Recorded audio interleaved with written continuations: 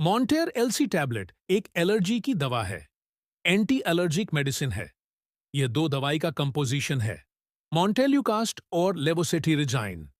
इस टैबलेट का प्रयोग इन स्थितियों में किया जाता है जैसे कि एलर्जिक राइनाइटिस, छींक आना, नाक बंद और या नाक बहना, और आंखों में खुजली और नाक में पानी आने वाली समस्याओं में, और सीजनल एलर्जी, मौसम बदलने पर होने वाली एलर्जी में इस टैबलेट का उपयोग होता है।